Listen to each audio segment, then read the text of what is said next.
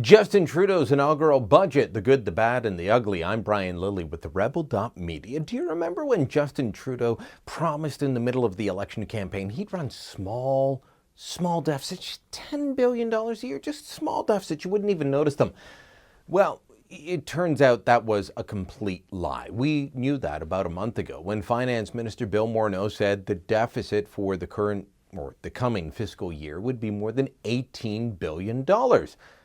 But he put that number out without adding in new Liberal spending that would be coming forward in the budget. So what was the actual deficit number today? Well, I've been saying since Morneau came forward that it would be at least $30 billion. Turns out I was pretty close to right, although if you play by the Price is Right rules, I would have gone over.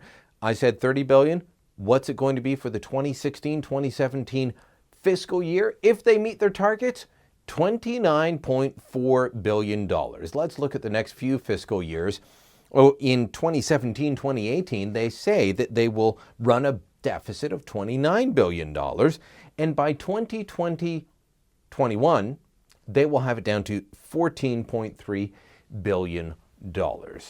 Wait a minute, didn't they also promise that they would actually balance the budget by the time the next election came around? Yeah, they did. They've thrown that promise, along with a lot of others, including promises to seniors, promises not to raid the EI fund. They've thrown all of those out the window in their mad spending spree. So where is all the money going?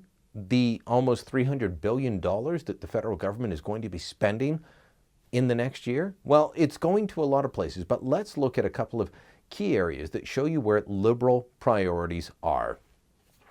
First off, they are going to stop reducing the small business tax rate. That's right. The small business tax rate used to be 11%. The Conservatives said that they would lower it to 9%. They had a schedule for this to happen. It had already been cut to 10.5%. The Liberals and the New Democrats both said that they would follow through on this cut if they were elected. But in the current budget, the Liberals say, no, we're going to defer those future cuts. Even socialist Tom Mulcair says this is a bad idea. Brian, I can't for the life of me understand why the Liberals don't get it.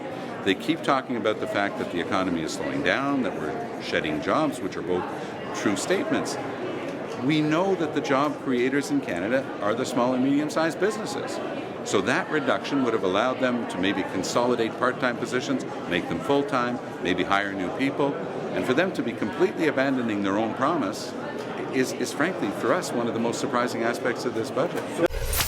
You know, when a socialist leader, the leader of the Socialist Party, because it is still in the NDP constitution that they're socialists, when they are claiming that you are keeping taxes too high, you've got a problem. And that's where the Liberals are at right now. But it doesn't matter to them. They're not interested in helping people get jobs. They're interested in spending your money. Which brings me to the next point.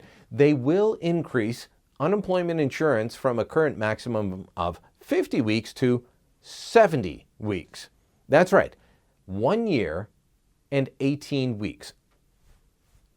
They're also going to shorten the waiting time. They're going to cut down on how long you need to work to get EI. It's not going to the 45-day work year quite yet, but they are beefing up EI. 70 weeks of unemployment insurance. Tell me that that's not sending the wrong message completely. You're going to keep small business tax rates high, and you're going to make it easier to stay on EI for a longer period of time.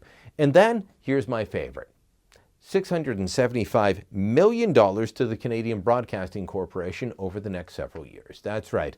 CBC is going to get their booty. And don't think that they won't return the favor.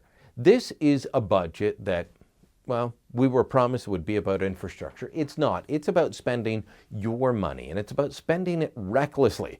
As Conservative leader Ron Ambrose put it, this day is a bad day for taxpayers.